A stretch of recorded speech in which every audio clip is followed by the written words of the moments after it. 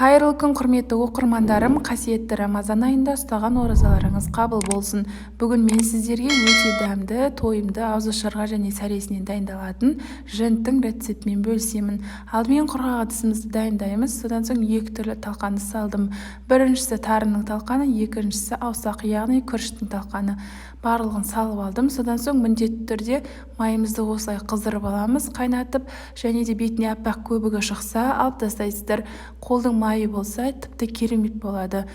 Сармайымызды толықтай құйып болғаннан соң міндетті түрде таза табиғи бал қосу қажет. Егер де бал болмаған жағдайда сгущенкамен алмастыруға болады. Қалауыңызша жаңғақ түрлерін қоссаңыздар болады. Майда етіп езіп қостым. Мен осындай жер жаңғақты қостым. Егер бұндай ұнамаса, грек жаңғағын алмастыруға болады. Барлығын ұсақтап алғаннан соң жаңағы массамызға қосатын боламыз. Жаңғақ қосу міндет емес, қоссаңыздар керемет жаңғақтың дәмі шығып тұрады. Осылай барлығын араластырып аламыз, және де мен қант қосуды ұмытып кетіппін. Қазір ұнтақталған қантты қосатын боламын. Егер де қатты тәтті болғанын қаламайтын болсаңыздар, қант қосудың қажеті жоқ. Осылай қосып, жақсылап тұрып барлығын бір келкі масса болғанша араластырамыз.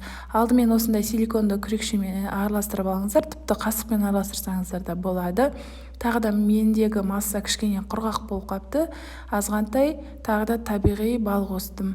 Осылай осының барлығын қолымызбен жақсылап араластырамыз. Біздегі масса кішкене тығыздау, қолыңызға жаңағыдай түйген кезде форма шығуы қажет. Сонымен қатар каналымның алға жылжуына өз үлесіңізді қоса кетіңіз.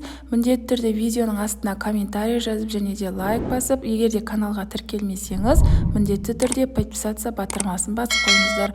Мен осындай үйдегі бар формаларға салдым. Егер де сіздерде осындай форма болса салсаңыздар болады, салған кезде де тығыздап саласыздар. Егер де бұндай ыдыстарыңыз болмай жатса, қолыңызбен дөп-дөңгелек етіп құрт сияқты формаға келтіріп жасасаңыздар болады. Міндетті түрде талқанымызды салған кезде қатты тығыздап салу қажет.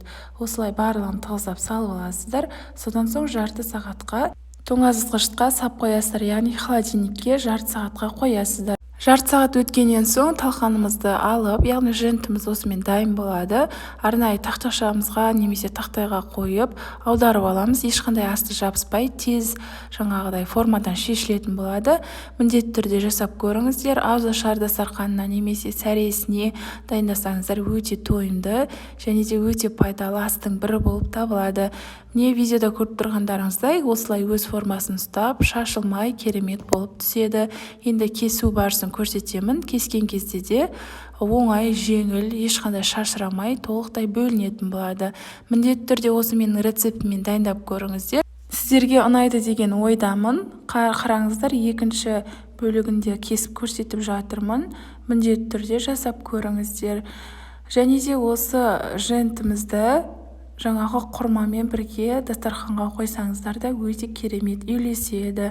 Видеоны соңына дейін қарағаныңызға рахмет. Егер де каналға тіркелмеген болсаңыз, подписаться батырмасын басып тіркеліп алыңыз, және де жанында қоңырау белгісін все деп таңдаңыз. Рахмет.